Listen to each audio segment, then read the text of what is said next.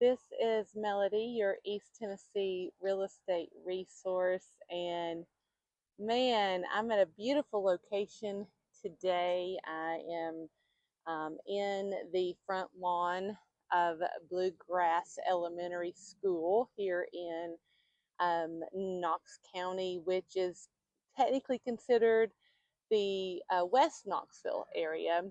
And I never taught here. I'm a former teacher, but I have many memories of bringing my oldest child to the playground on Sunday afternoons or Saturday afternoons whenever we um, could get over here. And so it's such a beautiful day here. I thought, man, what a great backdrop to talk about what home buyers right now are doing in East Tennessee. Stay tuned. Let's talk about it.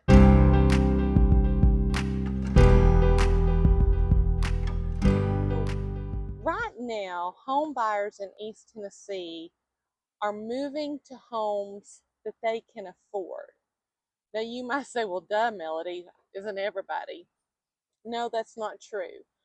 There was a long period of time where many buyers wanted the house of their dreams, the house that they had, studied over and pictured 1,000 times. But what we're seeing right now, in almost in this fourth quarter of 2025, is that home buyers here are buying homes that they can afford. And it may not be their forever home.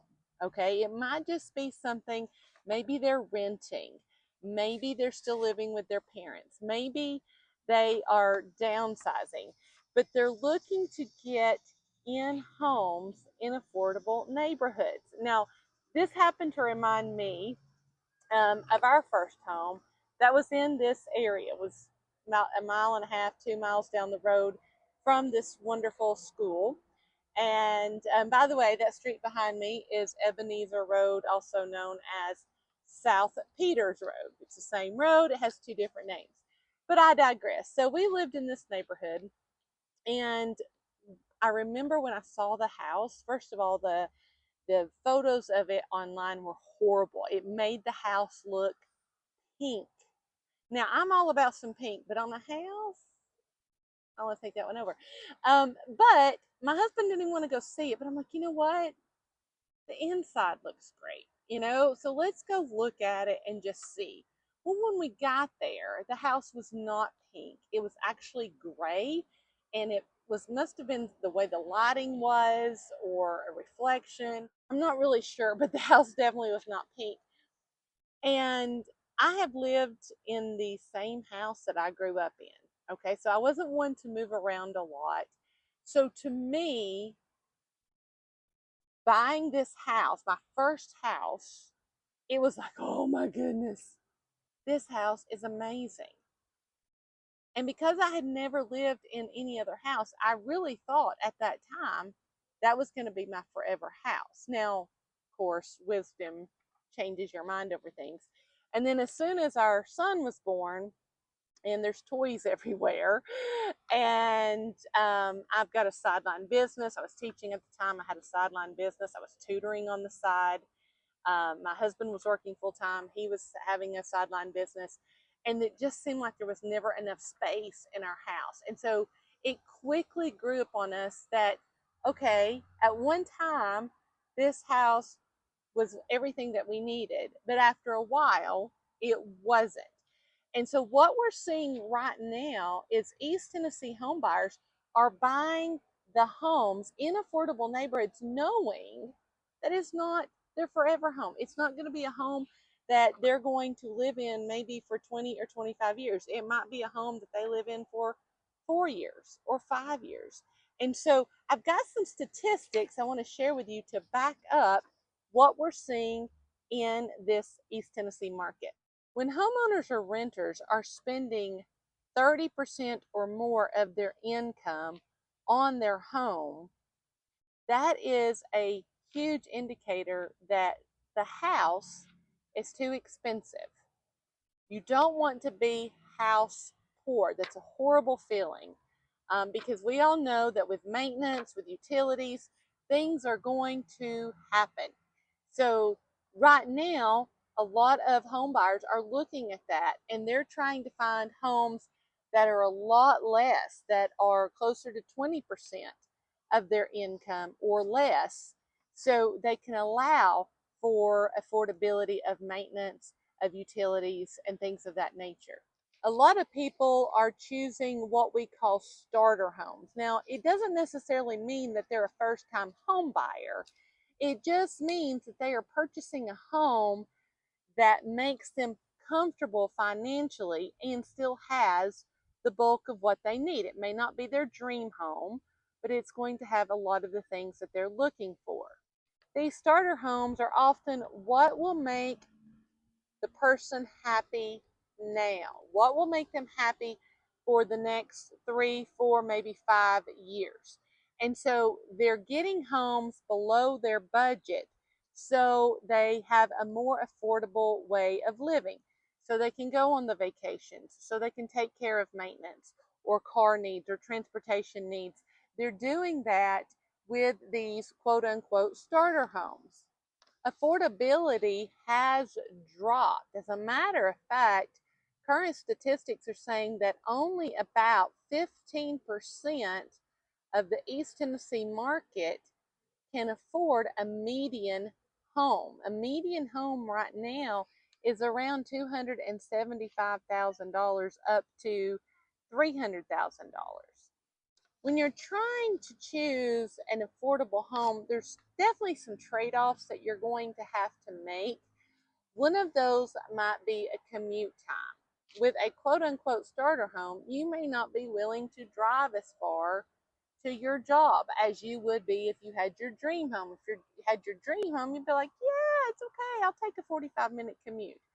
But if you're in a starter home, one that you're just trying to afford right now that's meeting your basic needs, then you may not want to make that sacrifice. Maybe you would rather keep that money that you would use in gas or that long commuting time and use that time for something else.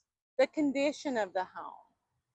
If you are looking for a more affordable home, you are probably going to take a home that might need more repairs that you can fix, that you can add some equity to.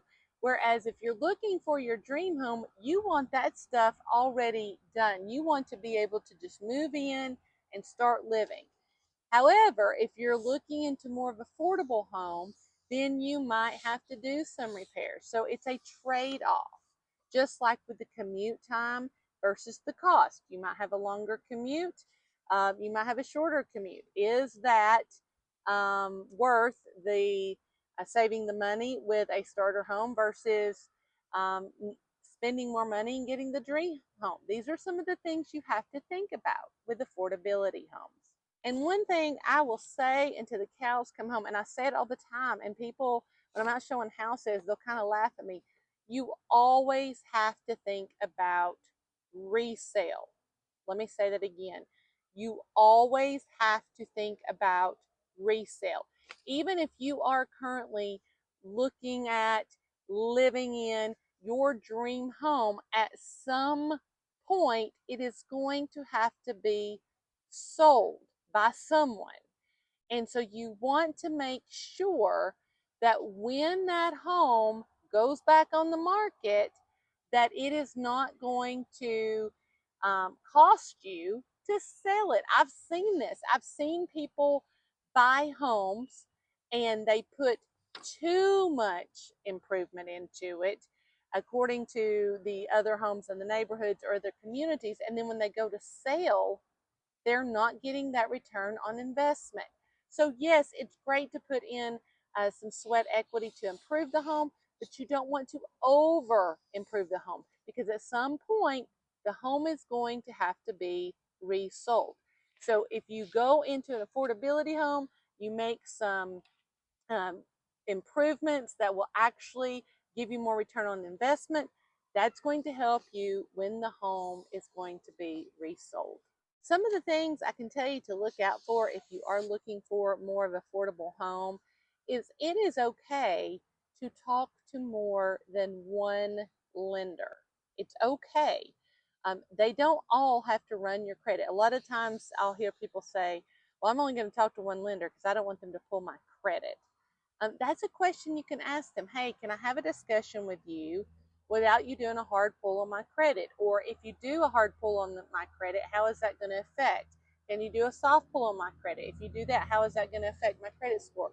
But it is worth talking to more than one lender because they all have different programs. Sometimes they have down payment assistance, sometimes they have other incentives.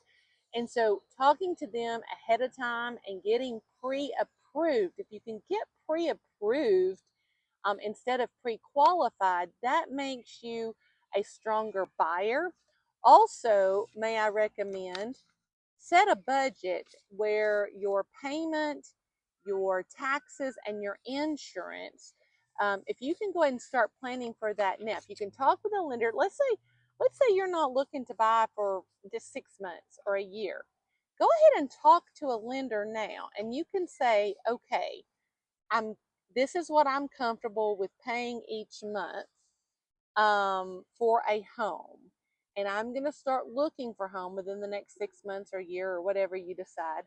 And I want to go ahead and, start pretending like I bought that home now and go ahead and put that money aside in a separate account and start budgeting for it. So that way, when you do get that home, then it's no big thing. You've already gotten used to that money coming out of your check. And you want to keep that. Most people say 25% of your income or less should be on your mortgage payment, taxes, and insurance. Go ahead and talk to some of the lenders now. You'll appreciate that you did. And finally, it's okay. It's okay to not live in your forever home right now. It's okay to go shopping for your starter home. It's all okay. I can tell you, I have lived, since I've been out of my parents' home, I've lived in 5 homes. Started out in an apartment, went into my quote unquote pink house that wasn't pink. Lived in Utah, came back here, lived in Madisonville, and I'm living in a home now here in Knoxville. And even the home I'm living in now, I would consider it a starter home. It's not the home that I will live in forever. And so that's okay. Sometimes the word starter homes has this negative connotation to it, and it shouldn't. Any home that is not going to be your forever home could be considered a starter home. Okay, so get that negative connotation out of your mind. It's okay. The important thing is to focus on your financial stability and what you need to do for yourself and your family. And you can always upsize, improve, get a different home in a different location at a later date. But start with the less stress, a less financial burden. It's okay to do that now in an affordable home. Being realistic about what you can afford versus what you want is also a helpful thing. It's a hard pill to swallow, but in the end, we can find happiness in these affordable homes. So I hope that has helped you today. If you're looking to purchase in East Tennessee, I would love for you to comment on this video in the comment section below. I try to respond to those promptly. If you have an idea of something you would like for me to cover, definitely put that in the comments. Ask any questions. And if you are one of my faithful followers, I thank you so very much. Please like this video, share it on your socials with others. I cannot go on this journey without you, and it costs nothing to share this video. Until next time.